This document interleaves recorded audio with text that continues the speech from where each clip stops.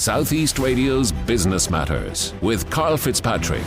Well, Enda Finan has already enjoyed an illustrious career in advertising, having worked for both Google and Twitter. Now, Enda is the country manager for Aleph, whose partners include Snapchat and Spotify. Enda joins us now to tell us about the emerging trends in the advertising industry and the expansion of Aleph's partnership with Spotify in Ireland. And we'll be discussing Aleph's partnership with Spotify, but first, I'd like to get an insight into your own career to date. Good morning, Carl. Yeah, thank you very much for having me. Thanks for the opportunity. I started in Google, actually contracting for Google via Venture, working across the DACH region, so supporting Tier 1 advertisers across Germany, Austria, Switzerland.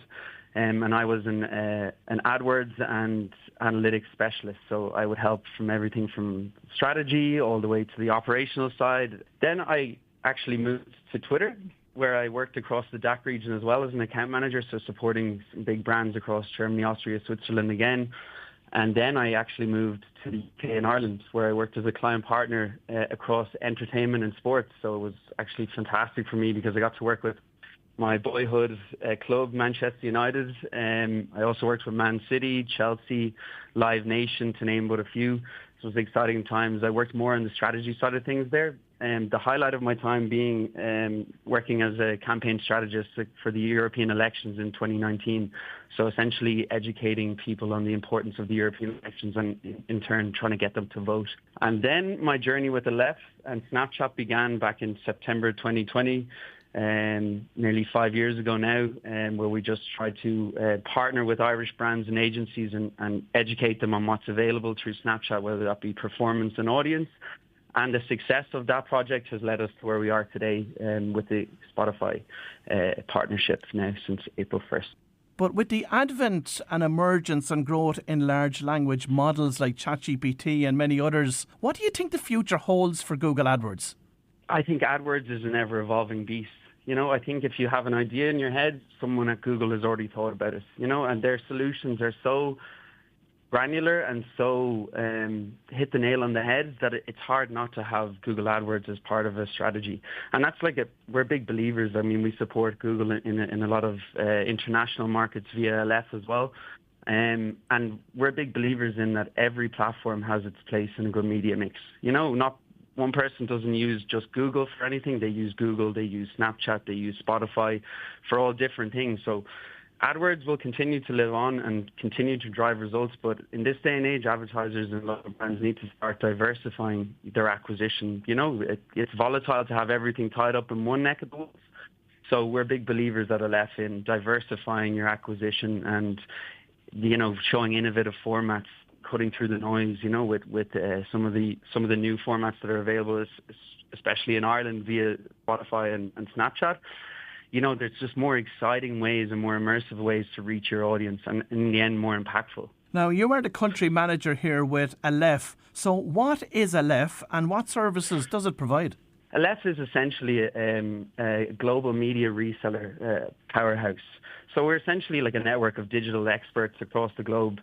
Like, we're now moved into the payments neck of the woods, but our history is in media and connecting local brands with over 60 leading digital media platforms like the likes of Meta, Google, TikTok, now Spotify and Snapchat in Ireland across 130 plus countries.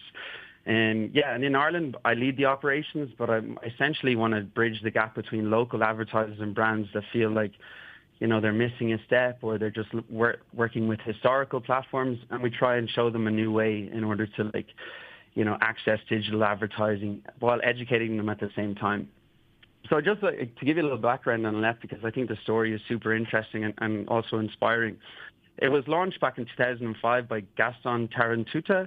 He founded Internet Media Services, IMS, in Miami with the vision to connect emerging markets with global digital platforms. So, like, you know, in those developing countries where digital media wasn't really a thing, he wanted to bridge the gap between the massive audiences that are available on global platforms, you know, and address the business objectives and digital transformation of some of those local brands.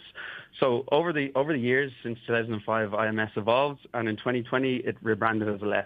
So essentially, we offer a comprehensive suite of services for these local brands and agencies. So first and foremost, is the local media sales expertise. So it's all the way from strategy to creative ideation. We also have a creative leg called Selva, which we offer creative services, whether that's building Snapchat lenses or building audio creative for Snapchat or for Spotify audio advertising. And then also the cross-border payment solutions, which is something new that we've moved into the last couple of years. So we essentially facilitate transactions across multiple currencies, making it easier for those local brands and businesses to operate internationally. And then, like I said, like the creative support and automation. So we provide tools and services to essentially break down the barriers between those local brands and advertising on some of these large platforms. It was recently announced that Aleph's expansion of its partnership with Spotify will now include Ireland. So what does this new partnership look like and how will it benefit businesses?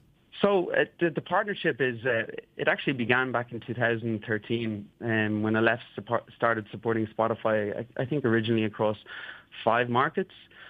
Today, we're the official advertising sales partner in over 80 markets for Spotify. And the expansion means that, now we support, I think it's 20,000 advertisers like accessing Spotify's full platform. And we support them on everything from educating brands on the new formats that are available. Like I said, the ideation and strategy of best practice on those platforms.